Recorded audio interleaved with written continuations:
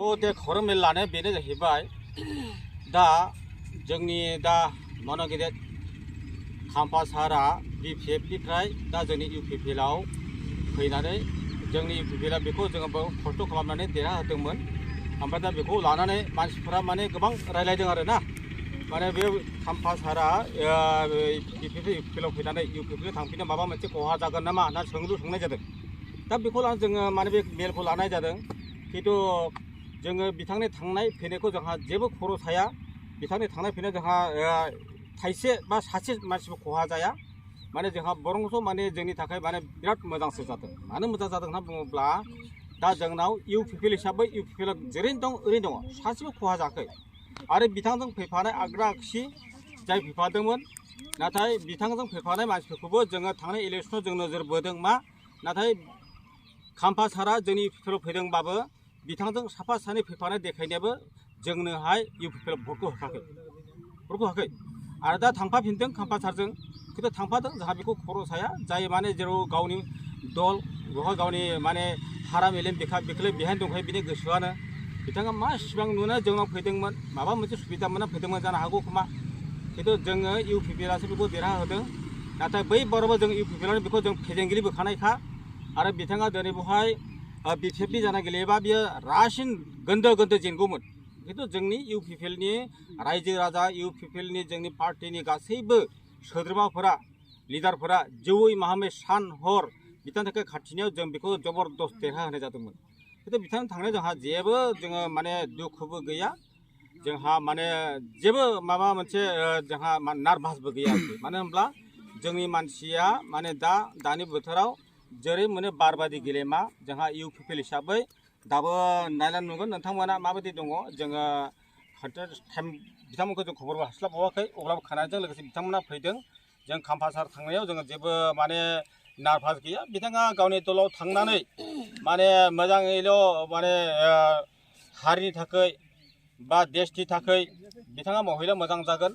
खिन्थु जोङो सानदों आरो मा बिथाङा दा बेसेबां BPF-आव फ्राव गुलाय गुजाय इलिगेल नुखानानै बबे मोखां थांफिननो हाखो, जों बेखौसो सिन्था खालामदों। माने मा मोजां लिडारब्लाथ' बिथाङा बे समाव थांफिननाय नङामोन। मानो होनब्ला सरकार फैनाय लोगो लोगो बेसेबां नांलाय खनलाय बुलाय सोलाय न' सावनाय ओरैबायदि जेंना नुबाय, गावजों गाव अखानायाव दावराव दावसि।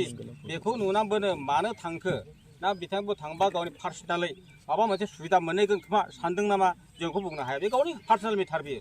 जों बिथांनि थांनायाव जोंहा एकदम खनासेबो जोंहा आघातबो गैया, दुखुबो गैया, जोंहा जेनगोन ना माने गिनायबो गैया। माने डाबल जोंनाव माने प्लास जागासिनो दङ। दा बावैसोनो नोंथांमोना नुनो मोनगोन जोंनाव दा बिथांमोननि रायजोफोरा माने हाला फैगासिनो दङ। मानो होनना बुङोब्ला बिथांमोना दिनैहाय BC खालामदों, मोनसेबो बिसोर जेबो सुबिदा होनो हायाखै, माबा मोनसेबो ग्राम सभानि मिथिंबो खालामनो हायाखै, थाइसे थाखा फेसिलिटि गैया, बुंनानै गामियाव थाङो माबा मोनसेबो खालामनो हाया। माने दा जास्ट बिसोरनि थगाय माने मा बुंदों मा बुंना रायजोखौ मा खालामदों माने हादान मोनगोन होनना बुंनाय जों खोनानो मोन्दों। जोंनिसिम हादाननिफ्राय खबर फैदों, BPF सरकारफ्रा हादान मोनगोन होनना बुंदों। हादानखौथ' हाग्रामा होनो हाया। बिथांमोन दाखालिबो गुबुन माहारिफोरखौहाय माने ST होगोन, माबा हा फाटा होगोन होननानै भट बिबान मोन्दोंमोन। दिनै बर'फोरखौ बिथांमोना हादान मोनगोन होनना बुंनानै माने थगायनानै भट लानो हाया। मानो होनब्ला हादानखौ हाग्रामा होनो हाया, खाम्फाबो होनो हाया, रावबो होनो हाया। बे जाहैबाय हाइकर्टनिसो खोथा दङ। जों बेखौ जोंनि गासिबो रायजोफोरा दा मिथिगौ आरोखि ना।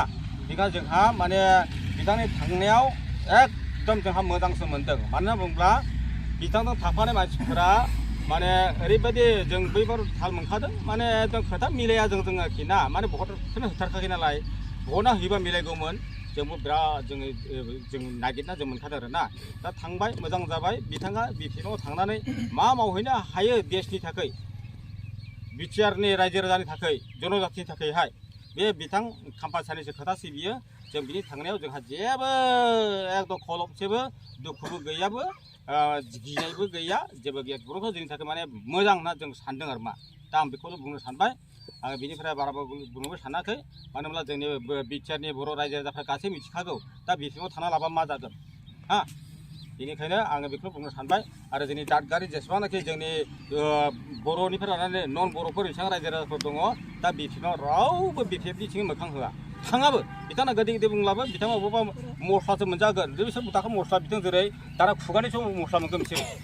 दा हाबना जुदि थाङोब्ला खुगानिसो मस्ला मोनगोन बिथांमोना जोंनि रायजोफोरा हाबोब्ला दा दिनै हाग्रामा सारा मस्ला बिदोंमोन दा दिनैहाय मस्लाथ' पेकिं खालामगासिनो दङ जोंनि मानसिफ्रा हरनो थाखाय मोनैबायबो खोमा मोनैसिगोनबो दाना बर' रायजोआव हाबोब्ला बा जोंनि बे हाथिसार जाथि जनजाथिनि गेजेर हाबोबा खुगानि मस्ला मोनगोन दाना दाखालि माने ओंख्रि मस्ला बिदि ओंख्रि मस्लाबो मोननो थांसिगोन बिसोरो दाना जोंनि पाब्लिक गेजेर हाबोबा खुगानिसो मस्ला मोननो थांगासिनो दङ आं बेखौल' बुंनानै दोनबाय जाय मानसिफ्रा बुंजानाय बे रायजो राजाफ्रा जोंनिसिम माने जोंनावबोथ' खोथा फैयोना मानो होनब्ला बिसिनि गोजाथ' नङाना हादानि मानसिफ्राबो जोंनिबो दङ माने दे बिदि माने खाम्फा सारा दा डिपुटिसो मोनसिगोन आङो डिपुटिसो मोनोबा आं नोंसोरखौ नायनो हागोन होननाय बाथ्रा बुंदों जादों आरोखि माने जोंनि बाथ्रा नङा गावसिनि बुंनाय बाथ्रा जोंनाव लोगो लोगो जोंनाव बे खबरा फैफिनो आरो मा गाव बुंदों गोजावखाया बिथांमोनाबो माने गोजावैखौथ' जोंनो खोन्थादों गोजावाथ' जोंनो खोन्थायाना बिथांमोना गोजावैखाय बिसोरनि डिपुटिसो मोनगोन डिपुटिसो मोनोबा आं नोंसोरखौ नायगोन होननाय बाथ्राखौ माने गोजोननाय गैयै फोथायनाय गैयैखायनो जोंनो खोथा फैफिनो आरो मा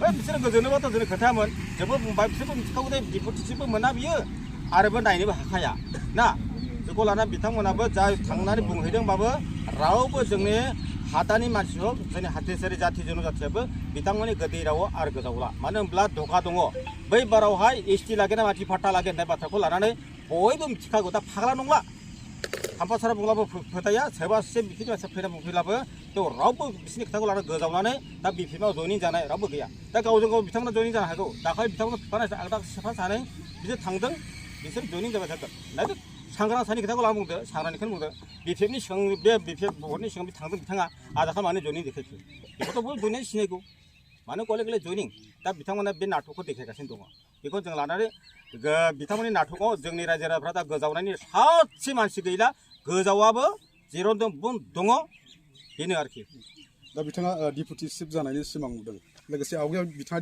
डिपुटिसिपमोन आवगायाव बिथाङा डिपुटिसिप जानाय समाव नोंथांना मोसौ मारै खामानि मावा डिपुटिसिप जादोंबाथ' जोंथ' बिथांनि खामानि मावनायखौ जों जेबो नुवाखै बेवहाय बिथांमोना मा मावदों दैयाबोथ' बाथो बेसेबां दै लाबोनो हादों दा दिनै जोंनि इउपिएल सरकार फैनाय लोगो लोगो दैया दिनै 23-24टा जेजेएम जादों 25-30टासिम जोङो दंखल बरिं खालामना होदों लामा मोनसेबो हाब्रु गैला गासै कमप्लिट मावजोबदों बिथांनि डिपुटिसिप मावनाय समाव जों जेबो बिथांनि डेभेलपखौ जोंबो नुवाखै जेबो गैया मा मावदों दा बिथाङा बेखौ बुंनानै गावनि गादिनि थाखायहाय माबा मोनसे मानसि हमना बुंनोबो थदों जानो हागौ ना गाव बुंजोबाबाबो खिन्थु जोङो खोनानो मोनदों मा गामि गामि मानसिफोरा माने डिपुटि जानोसैनो जोंना माने डिपुटि जायोबा माने मोजां नायजोबगोन होनो गासैखौबो ओरैबायदि सुबिदा खालामना होगोन बुंदों सिगाङावथ' डिपुटि बिथाङा 15 बोसोर डिपुटिसो जादोंमोन बिथांनि 15 बोसोर डिपुटिसिमथ' जों बिथांनिफ्राय जों डेभेलपखौ जों दागार बेफोरखौ जों नुवाखै रायजोफोरा बिजिरखावो आरोखि ना दागार रायजो राजाखौ बांद्राय माने गथ' गोरलैबो नंला